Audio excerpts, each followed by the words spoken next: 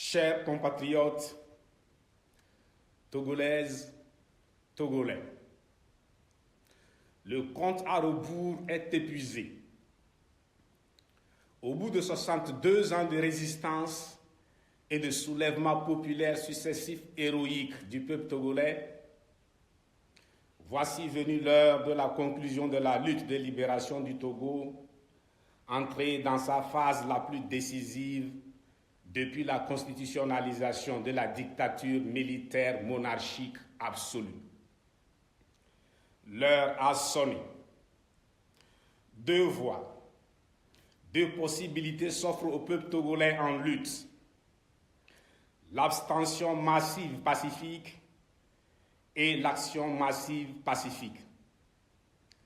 Je vous parle de l'agir par abstention, c'est-à-dire l'abstention active ou l'action par abstention et de l'action proprement dite.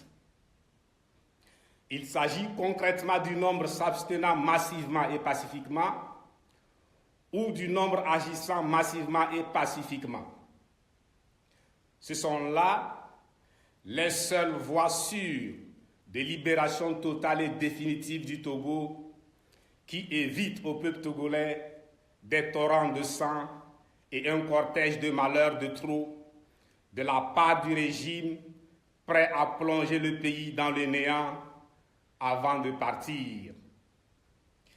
Conclure la lutte de libération sans effusion de sang est possible si et seulement si, sur tout le territoire national et partout dans la diaspora, en tant que peuple, nous nous abstenons ou agissons pacifiquement ensemble, portant une seule et même exigence, le départ de Gnassingbé Faure. Nous disons souvent que personne ne viendra libérer le Togo à notre place. C'est vrai. Mais en le disant, nous devons comprendre que nous, c'est chaque Togolaise, chaque Togolais, chaque village, chaque ville, chaque préfecture, chaque région du Togo. Il nous faut, comme un seul homme, observer l'abstention massive pacifique ou mener l'action massive pacifique. Tous ensemble, au même moment, durant un ou des jours précis, indiqués à travers un mot d'ordre non équivoque, portant uniquement sur le départ de Gnassingbé Faure, voie ouverte pour une transition chargée des réformes et des élections dignes de ce nom, après la libération sans délai et sans condition des détenus politiques et des détenus arbitraires. La libération du Togo, c'est par nous et personne d'autre. C'est maintenant ou jamais. Conforme à mes principes, comme à mon habitude, je ne demande pas aux partis politiques, aux associations, aux leaders d'opinion, aux activistes politiques, encore moins au peuple togolais tout entier, de se mettre derrière moi ou derrière le Parti national panafricain. Non, ce serait trop prétentieux de ma part et abortif de l'élan national patriotique décisif.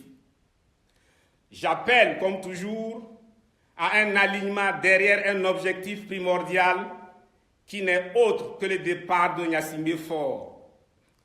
Un peuple, peuple togolais, un combat, libération du Togo, un objectif, départ de Gnassingbé Faure.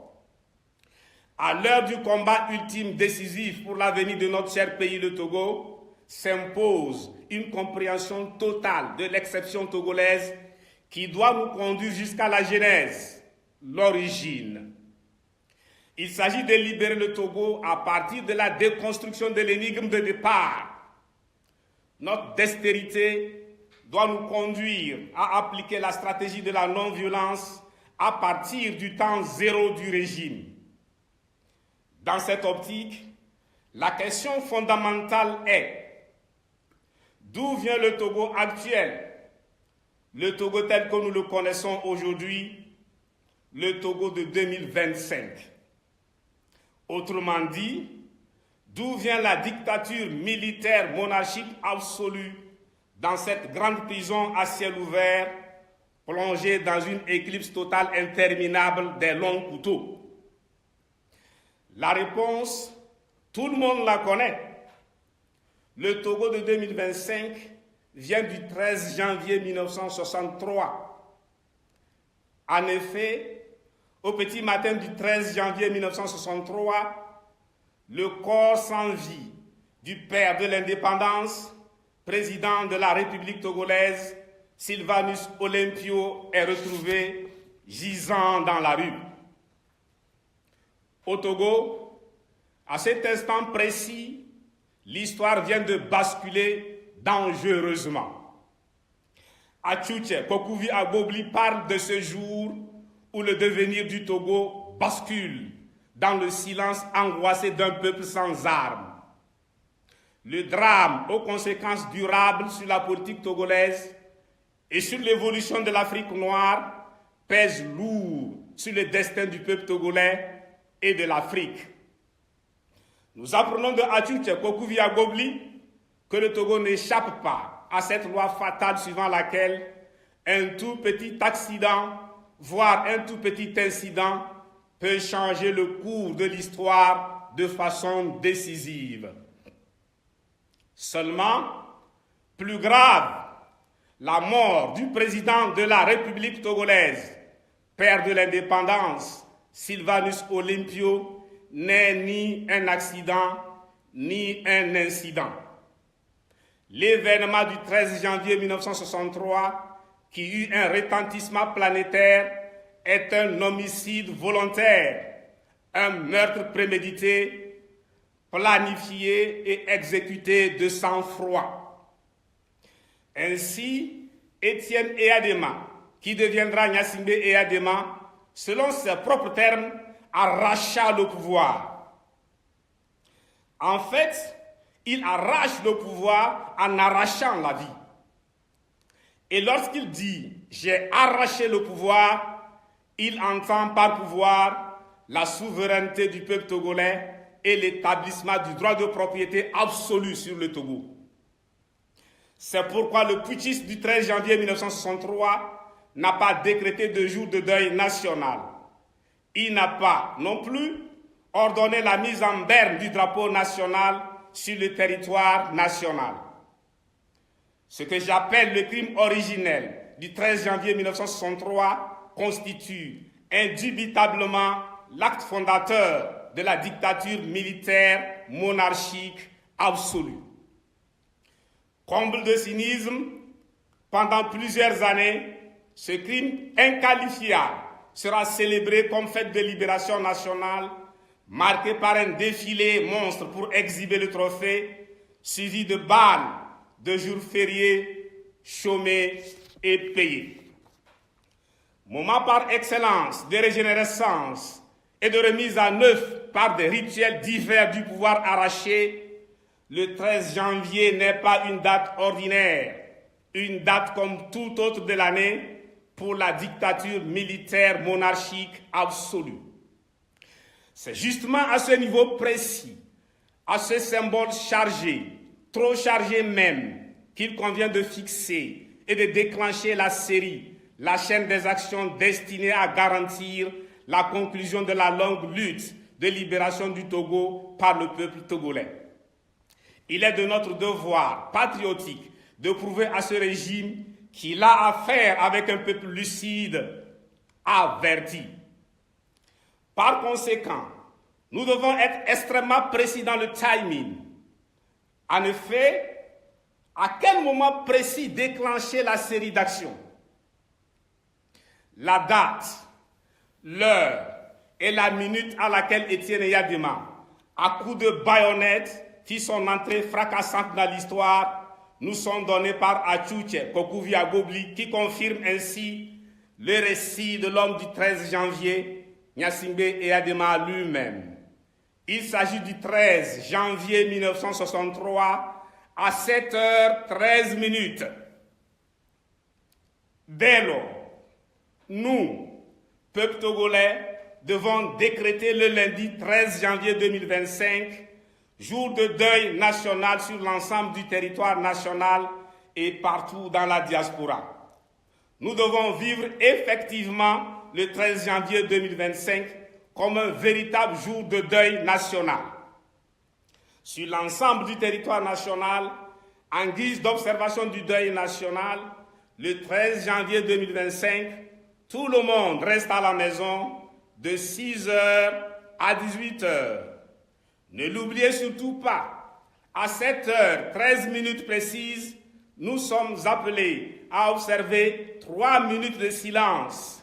3 minutes de silence pour le père de l'indépendance, président de la République togolaise, Sylvanus Olympio. La journée du 13 janvier 2025 sera consacrée à la formulation d'intentions et aux prières pour le président Sylvanus Olympio, tous ses compagnons de lutte du Comité de l'unité togolaise, CUT, et de la Juvanto, tous les martyrs de la dictature militaire monarchique absolue du 13 janvier 1963 au 13 janvier 2025. Tous les détenus politiques et détenus arbitraires luttant, pendant que je vous parle, contre la mort dans les geôles. En deuil le 13 janvier 2025, le Togo dehors doit ressembler à un cimetière avec un silence assourdissant et retentissant en Afrique et dans le monde. Il est question pour nous, peuple togolais, de reproduire autant que faire se peut la même onde de choc qui a traversé l'Afrique et le monde après avoir paralysé le Togo dès l'annonce du drame du 13 janvier 1963. Dans la diaspora de par le monde, durant toute la journée du 13 janvier 2025, c'est-à-dire de 6h à 18h, toute Togolaise et tout Togolais est prié de porter un insigne, un bracelet symbolique montrant que son pays, le Togo, est en deuil. Le dit insigne ou bracelet peut être fabriqué et disponible en un temps record. Chacune et chacun sont appelés à observer les 3 minutes de silence à partir de 7h13 précises. Le 13 janvier 2025 est un jour de souvenir, de mémoire. De ce fait, sur les réseaux sociaux, nous sommes invités à partager abondamment et avec plaisir entre nous et avec les Africains et le monde épris de justice, de vérité, de liberté, les images, les vidéos et les discours du président Sylvanus Olympio. C'est aussi un jour d'hommage mérité du peuple togolais à tous les compatriotes résidant au Togo, car vivre au Togo est déjà en soi un véritable acte de résistance patriotique farouche. Le sens de l'action portant deuil national est de reconnecter matériellement, spirituellement et moralement le Togo à la seconde près, avant les 3 coups de feu, la tragédie. En pleurant Sylvanus Olympio, en priant pour lui et pour ses compagnons de lutte pour l'indépendance, pour tous les martyrs, pour les détenus politiques et les détenus arbitraires, sans oublier les exilés politiques, ce 13 janvier 2025, le peuple togolais reprend la force vitale dont il a besoin pour libérer le Togo afin de se réapproprier et d'assumer sa destinée, la tête haute, comme Sylvanus Olympio. Le rapatriement sous Gnassingbé Faure du corps des restes du président Sylvanus Olympio, père de l'indépendance, tué par Gnassingbé et Adema et exilé. Non, merci, c'est trop gentil. La manœuvre machiavélique, sous couvert de réparation mémorielle, soulève une foule de questions d'ordre rationnel, juridique, politique, éthique, moral, culturel, cultuel, matériel, spirituel. Sous Gnassingbé Faure, exhumé, rapatrié et inhumé à nouveau le corps exilé du président Sylvanus Olympio tué, revient à le tuer une 4e fois. Le Togo auquel il a été arraché au moment où il reçut les 3 balles fatales était un pays libre, indépendant souverain qui reste son obsession outre-tombe. Pourquoi le régime tient-il à le ramener afin d'en faire un prisonnier sous la dictature militaire monarchique absolue?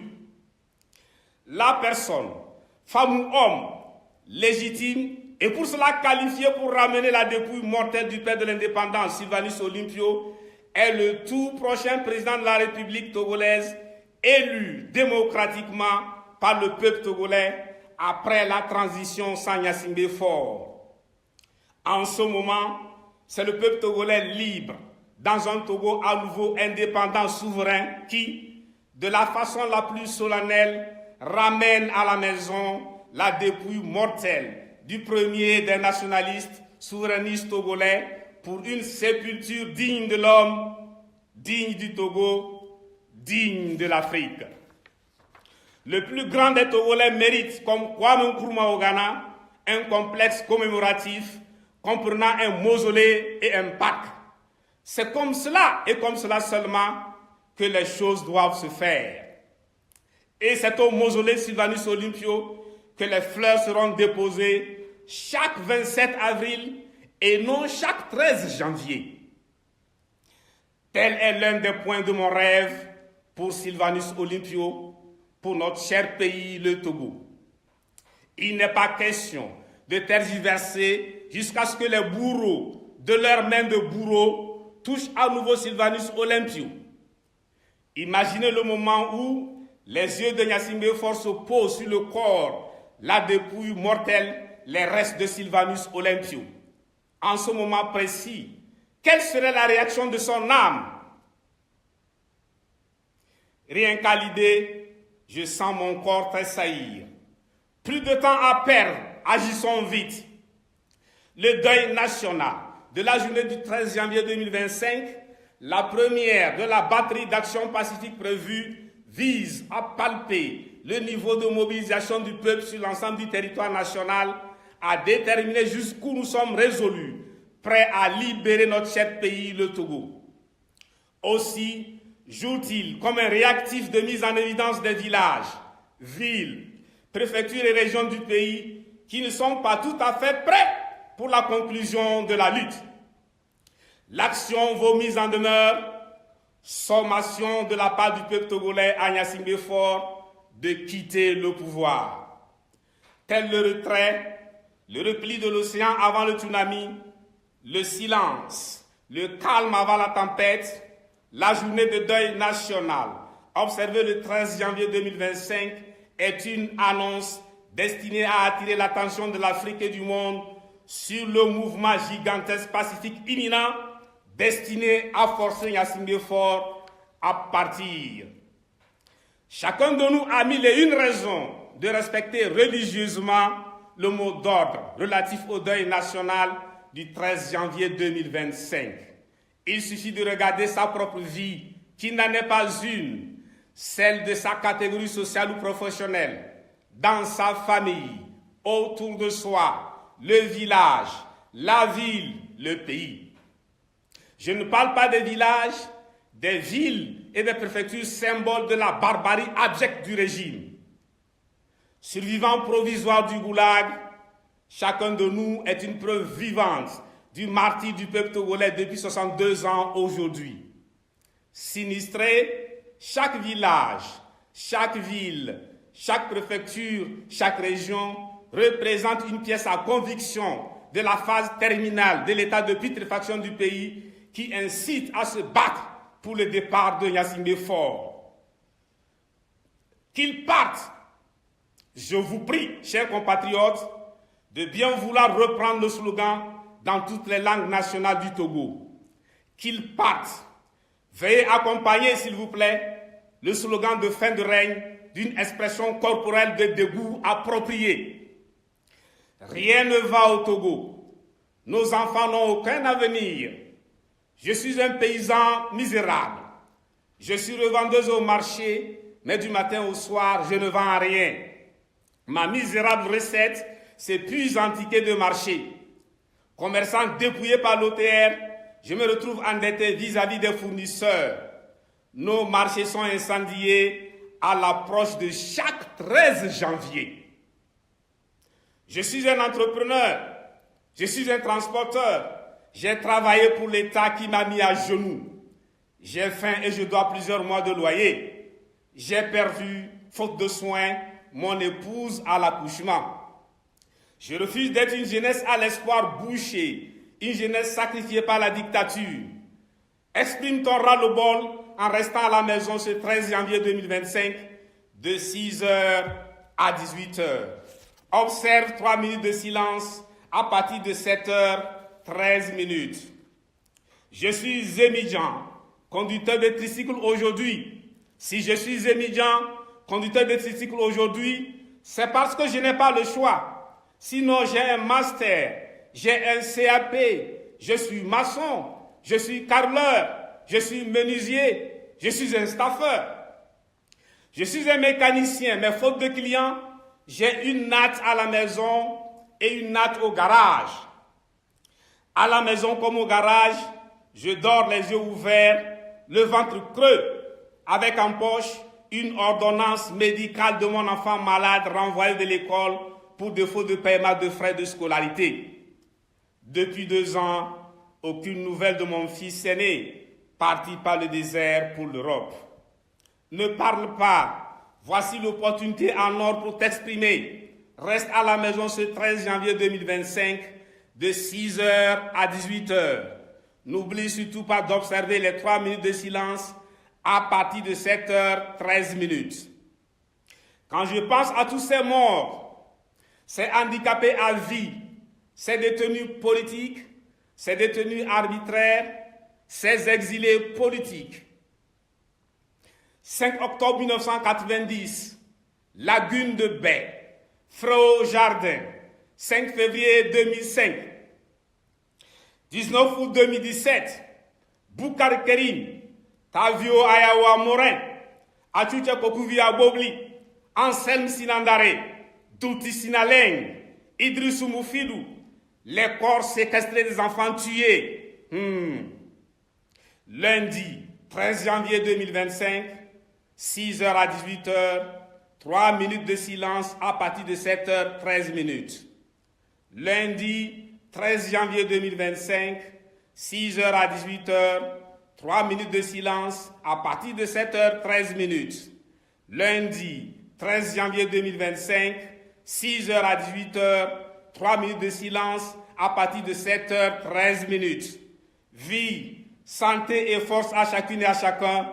Vive le Togo, vive l'Afrique.